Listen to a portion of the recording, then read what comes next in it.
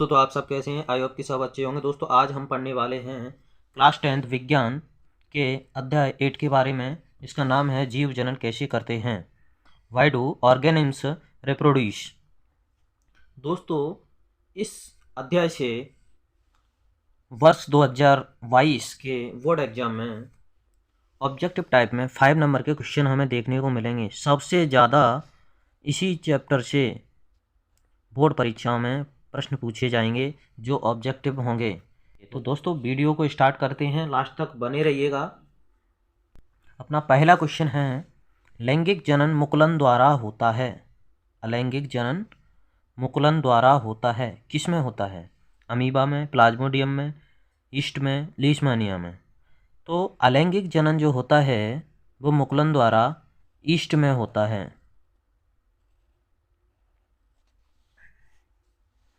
Next है, निम्न में से कौन मानव में मादा जनन तंत्र का भाग नहीं है? दोस्तों आपने अगर मादा जनन तंत्र के भाग पढ़े होंगे तो उसमें आपको ये शुक्रवाहिनी नहीं देखने को मिलेगा, ये नर जनन तंत्र का भाग है। तो दोस्तों हमारा ये आंसर बिल्कुल सही है, शुक्रवाहिनी मादा जनन तंत्र का भाग नहीं होता है। नेक्स्ट है, पराग कोश में होते हैं बाह्यदल, अंडाशय, अंडप, परागकण। तो पराग कोश में क्या भरा होता है? परागकण भरे होते हैं। तो हमारा आंसर सही है, परागकण। नेक्स्ट, निम्न रोगों में से कौन सा मैथुन के द्वारा फैलने वाला रोग नहीं है? मैथुन यानी यौन जनित रोग। सेक्सुअल कॉन्टैक्ट के द्वारा कौन सा रोग नहीं फैलता है? तो सिफिलिस, HIV एड्स, गोनोरिया, ये तीनों ही ऐसे रोग हैं जो यौन जनित रोग हैं। हेपेटाइटिस रोग लिवर से संबंधित रोग है, तो लिवर से संबंधित रोग यौन जनित रोग नहीं है। तो ये वाला आंसर हमारा बिल्कुल सही है। नर युग्मक एवं मादा युग्मक के संलयन की क्रिया क्या कहलाती है? नर युग्मक और मादा युग्मक जब मिलते हैं तो ये क्रिया क्या कहलाती है? परागकण, मैथुन, अलैंगिक जनन, निषेचन। तो जब नर युग्मक और मादा युग्मक, मेल गैमेट्स और फीमेल गैमेट्स जब दोनों फ्यूज होते हैं तो वो क्रिया निषेचन या फर्टिलाइजेशन कहलाती है। नेक्स्ट क्वेश्चन है, फिलिंग द ब्लैंक्स। नंबर 1, मनुष्य में वृषण डॉट डॉट में पाए जाते हैं। वृषण टेस्टिस कहाँ पाए जाएंगे? वृषण पाए जाते हैं वृषण कोश में, वृषण कोश में। नेक्स्ट है, मनुष्य में डॉट डॉट जनन होता है। मनुष्य में कौन सा जनन होता है? तो मनुष्य जनन आपका दो प्रकार का होता है, लैंगिक और अलैंगिक। लैंगिक जनन क्या होता है इसको अभी हम एक्सप्लेन करते हैं थोड़ा, पहले इनके ऑप्शन को फिल कर लेते हैं। मनुष्य में जो जनन होता है वो लैंगिक जनन होता है। और अपुष्पी पादपों में कौन सा जनन होता है? अलैंगिक होता है। अपुष्पी यानी जिनमें पुष्प नहीं पाए जाते, अलैंगिक की जनन, या अलैंगिक, अलैंगिक भी लिख सकते हैं। तो लैंगिक और अलैंगिक जनन को देख लेते हैं। जनन हमारा दो प्रकार का होता है, लैंगिक और अलैंगिक। लैंगिक जनन क्या होता है? वह जनन जिसमें नर व मादा दोनों भाग लेते हैं वो लैंगिक जनन कहलाता है। और ऐसा जनन जिसमें केवल एक ही जनक भाग लेता है वो अलैंगिक जनन कहलाता है। तो अपुष्पी पौधे जिसमें पुष्प ही नहीं होता है तो उसमें तो अलैंगिक जनन होना ही होना है। और मनुष्य में तो तब प्रजनन होता है जब मादा और नर दोनों भाग लेते हैं। नेक्स्ट है, मादा और गर्भस्थ शिशु के बीच जैविक संबंध स्थापित करने वाला ऊतक कहलाता है।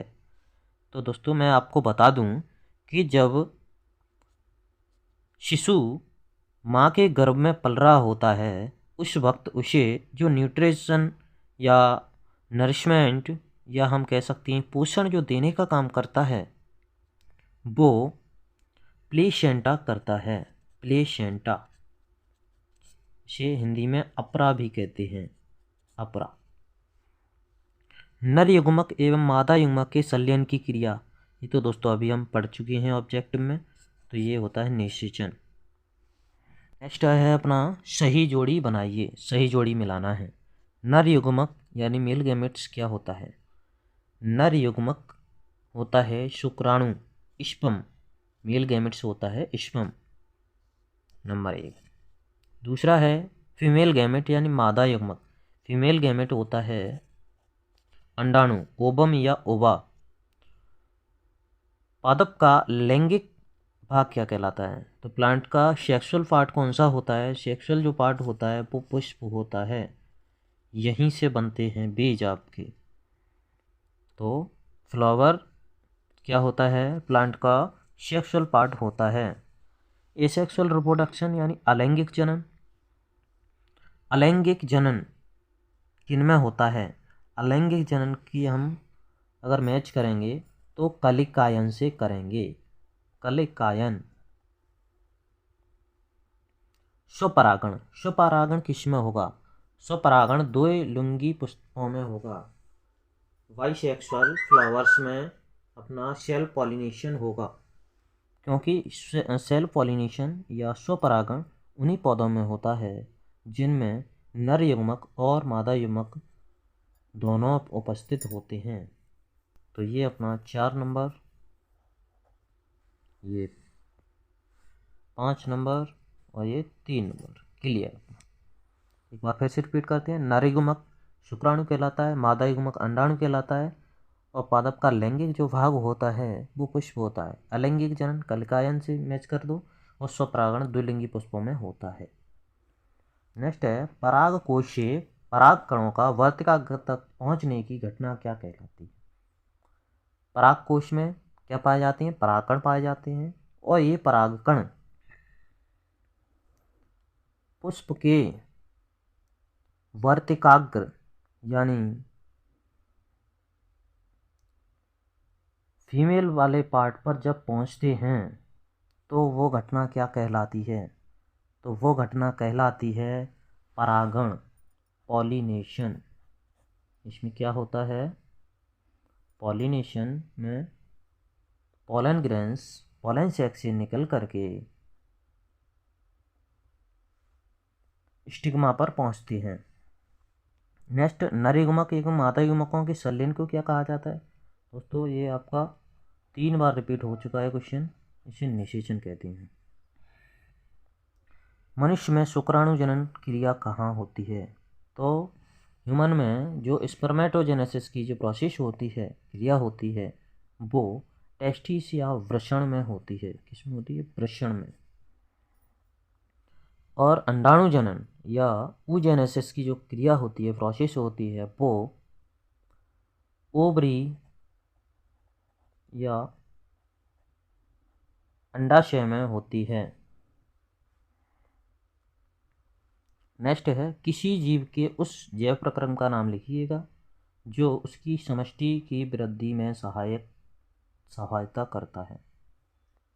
तो जीव का कौन सा जैव प्रक्रम है जिससे वो अपनी समष्टि की वृद्धि में सहायता करता है, अपनी जाति या अपना क्या कहते हैं वंश चलाने के लिए? वो ऐसा कौन सा प्रक्रम है जो जीव के वंश चलाने के लिए उत्तरदायी है? तो वो प्रक्रम है जैव प्रक्रम प्रजनन या जनन या रिप्रोडक्शन। इसी के द्वारा जीव अपना वंश चलाने के लिए उत्तरदायी होता है।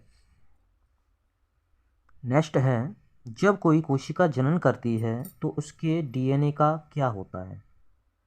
जब कोई कोशिका जनन करेगी तो उसके डीएनए में विभिन्नताएं आती हैं। क्या आती हैं दोस्तों?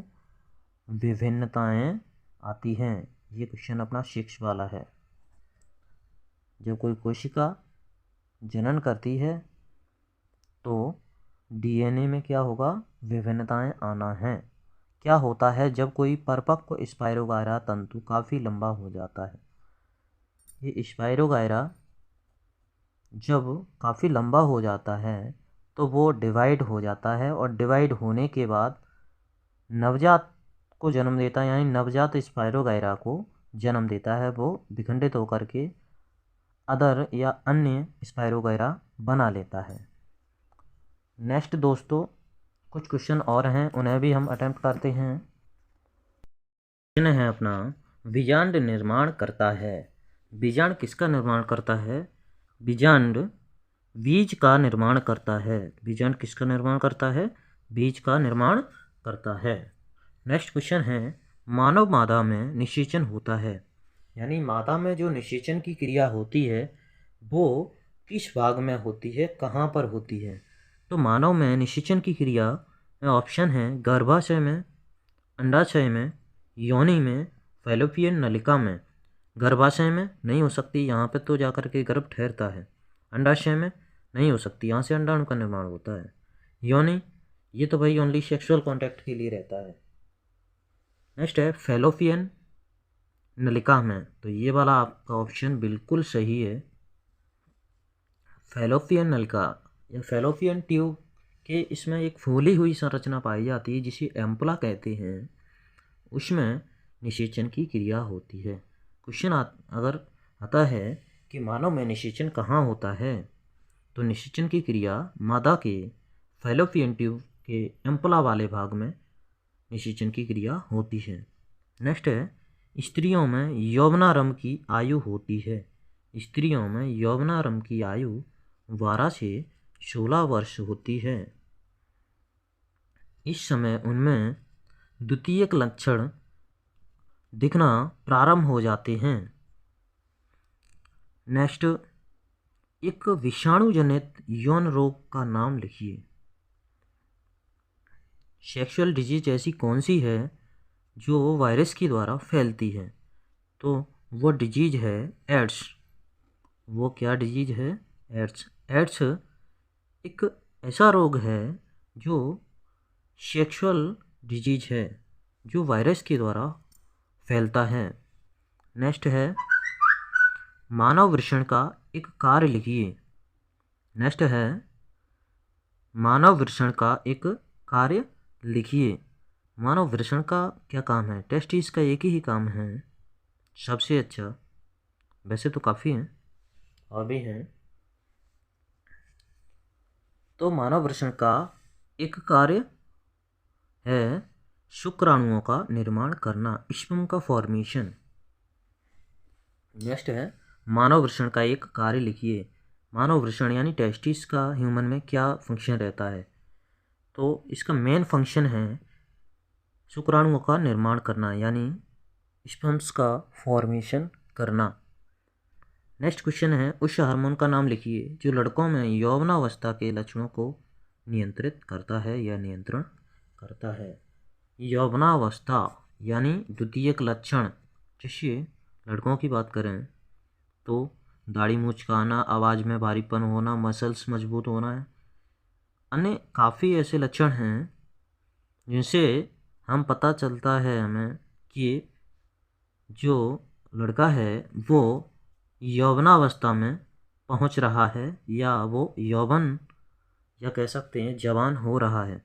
तो उस समय जो हार्मोन सीक्रेट होता है या उसे नियंत्रित करने का काम करता है वो टेस्टोस्टेरोन होता है।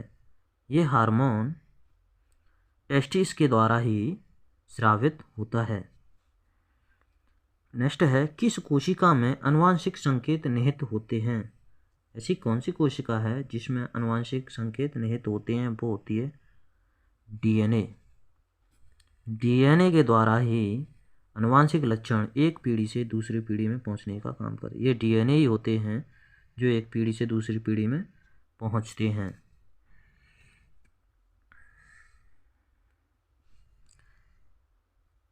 एड्स का पूरा नाम लिखिए। एड्स का पूरा नाम है acquired immuno deficiency syndrome. AIDS का पूरा नाम एक्वायर्ड इम्यूनो डेफिशिएंसी सिंड्रोम है। नेक्स्ट है, उस हार्मोन का नाम लिखो जो लड़कियों में यौवनारंभ के लक्षणों को नियंत्रित करता है। तो ये ओवरी के द्वारा स्रावित होने वाला हार्मोन है जिसका नाम है एस्ट्रोजन। ये स्त्रियों में या लड़कियों में यौवनारंभ के लक्षणों को नियंत्रित करने का काम करता है। दोस्तों, इस चैप्टर से सबसे ज़्यादा नंबर की ऑब्जेक्टिव टाइप क्वेश्चन आने वाले हैं। तो दोस्तों इस वीडियो को अच्छी तरह से एक बार रिवाइज